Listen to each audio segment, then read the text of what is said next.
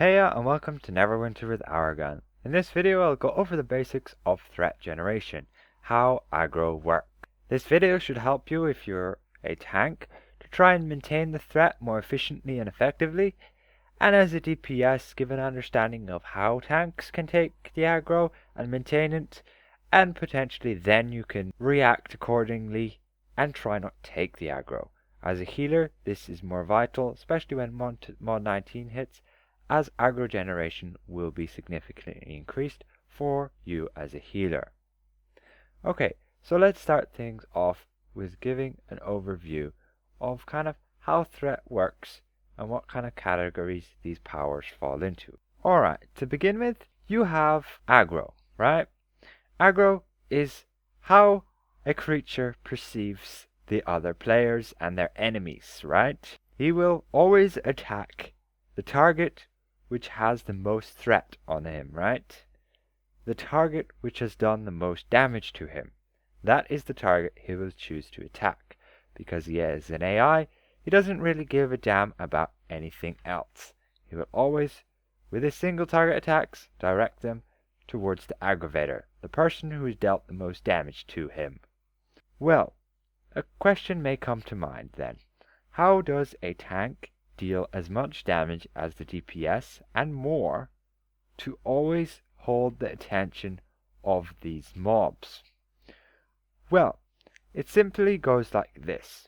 A tank has certain powers which give them the benefit to have increased threat, whereupon they will effectively do more damage to a target. So I hit them with a power that has the effect of increased threat, okay? This power has a certain multiplier on it because of the increased threat, and therefore effectively do more damage to the point of view of that enemy. So I go up, I hit this enemy, right? That was about 5k damage, yeah? If a DPS comes along and does 6k damage, he's going to take and grab the attention of that mob. However, if I hit him with my Oath Strike, which has increased threat there, I dealt 1k damage, okay? However, this increased threat multiplies it by a certain amount. I don't know the exact values of these amounts, but from what I have heard, it's about 8, the multiplier, okay? So, if I dealt 1k damage to him, that means I multiply this damage value by 8. So effectively, I've done 8,000 damage.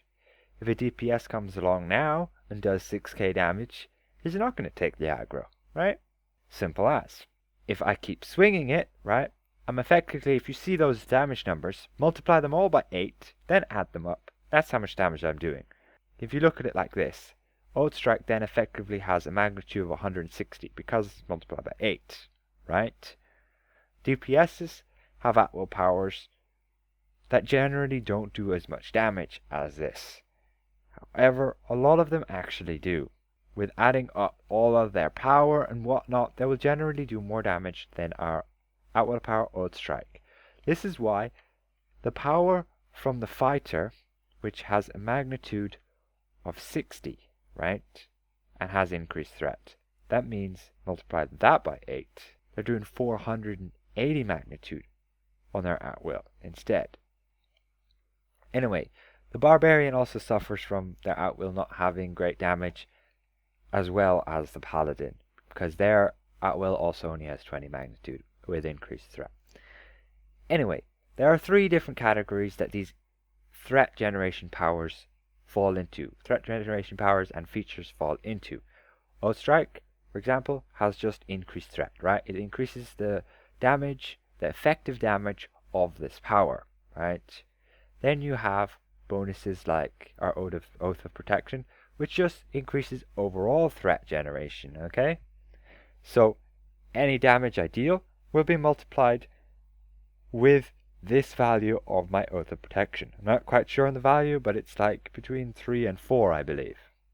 Then there is the final threat power, which is a hard taunt, known as a hard taunt. Effectively, it places you on top of the enemy's threat list, right? So you immediately jump to the top of their threat list. Now, these hard taunts essentially they will place you at 10% higher than the maximum amount of damage a target has done to that enemy, right? Enemy comes along, hits this guy with 2 million, let's say he doesn't die, then I come along, hit him with a hard taunt, I will effectively have done 2.2 million, right? 10% more. That's what this guy will think. He'll think I have done 10% more damage than the guy who's done the most damage to him. Put me on the top of the threat list. This is why, when you start out a fight, right, it's very easy to lose aggro, because all the numbers are quite low and they can jump about really quickly, right? DPS comes in, hits with 500k, I come in, do a hard taunt, right? I gain 10% on top of his 500k, so I have 550. Then he goes along, hits another encounter, now he has another 500k. He's on 1,000,000 damage, right? I'm still stuck down there on 500 and something k, right? I'm using my at-wills, trying to get more damage. My at-wills are pretty terrible. My at-will has increased threat, gives me a decent amount, but not enough to compensate for how much damage he dealt on his encounter, right? So that's why you need to run in, you need to use as many of your damage powers as possible, like your dailies and such. At first, gain that damage, right? Before you use any hard taunts, you need to use as many of the increased threat powers as possible, right? Do as much damage as you can, and then when the DPS have done a significant amount of damage, that's when you hard taunt. That's when you get that 10% ahead of them, right? Once you're that 10% ahead of them, and there's not such a massive gap in the damage values anymore, like they can't just use one power and jump that gap, that 10% gap anymore, that's when you're safe. And the longer the fight goes on, the easier it is to maintain that aggro, because you keep building your threat, and every so often you use a hard taunt, and you jump that 10% ahead of the DPS. Like, let's say you're 10 minutes into a fight, the DPS have done like 100 million, right? You do a hard taunt, then you're at 110 million, right? They have to do another 10 million to catch up with you. That could take another minute, right? So you're safe for then. And you could spend a minute before you use another hard taunt.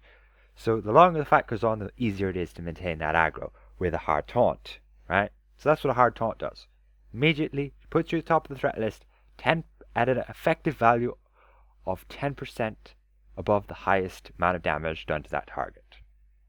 Right? So there's nothing about this time thing, right? I hit a hard taunt, a DPS could take it immediately because they just do more damage, right? The DPS hits the target for, let's say, for 10k, right? I hit a hard taunt, right? I'm now at 11k damage. He hits another at-will, right? Another 10k. He's on 20k. I'm still only on 11k. And therefore, he takes the aggro. Even though I only split second ago used the hard taunt. So that's why at the beginning of the fight, it's very easy to lose aggro. It just requires a lot of timing and a lot of burst damage by you at the very beginning of a fight. If you decide, oh, DPS, don't hit the boss at the very beginning, yada yada, I need to build up damage, right? That is true, right? You can use your increased threat power at the beginning of the fight to build up that damage. DPS wait like 10 seconds or so, then they pile on the damage, right? As soon as they've piled on the damage, that's when you hard taunt. That's when you get that 10% ahead of them. As a paladin, it's very easy, because we have a divinity pool and we have our smite. Our smite's 900 magnitude. It does quite a lot of damage, and it's really good to keep that aggro, especially at the beginning. We can cast a ton of them. There's no cooldown for us, right? Well, there's a 0.5 second cooldown, but we have a pool of divinity and we can just spam it all at the beginning. Maintain the aggro for when we need it. Use vow when we need it. I recommend just spamming smite at the beginning with divine judgment and using oath strike as much as possible. Try not to block very much at the beginning, because you might just lose it by that split time, right? Just recently, I've been testing out Intimidating Presence, where effectively it will increase the threat you generate while you're using it, right? So I go into use my Intimidating Presence, I hit this guy with a power, right? It will increase the damage done by that power by a certain amount, because of my unyielding presence. I'm trying to figure out exactly what that value is, but without somebody to help me to do so with a dummy and whatnot, I can't really. Anyway, on top of that, a very easy way to see if you have the attention of a creature or a mob, an enemy, is with this bar, right? Next to my name. If it's red, that means I have this dude's attention. If it's orange, that means I am within 10% of the maximum amount of damage, effective damage, done to this target, right? If it's yellow, that means I'm within 50% of the maximum amount of damage by an ally done to this target. If I am on green, that means I'm below that 50% mark, okay? The easiest way to test hard taunts is because if I hit him with a hard taunt, I'll go immediately to red, right? Then if another tank hits a hard taunt, I'll go to orange, and the other tank will go to red. Orange means I'll be within 10% of the maximum amount of damage done, right? Because that's how a hard taunt works.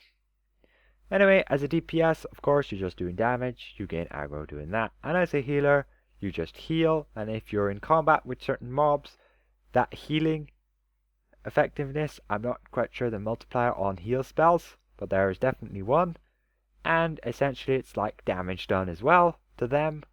That's how they see it, right? So let's say I heal 100k, it could be multiplied by, I don't know, 10, and effectively I've done 1,000,000 damage to this guy by healing when I'm nearby him. That's how healers would gain it. So anyway, as a tank, make sure DPS don't take your aggro. Hopefully this video has been helpful, giving you some basic understanding of how threat generation works, and perhaps it can make you a better tank in that understanding. I hope this was helpful. If you have any further questions, feel free to leave them in the comments below. If you like what you saw here, consider leaving a like. If you're new around here, consider subscribing. And we'll see you in the next one. Goodbye for now.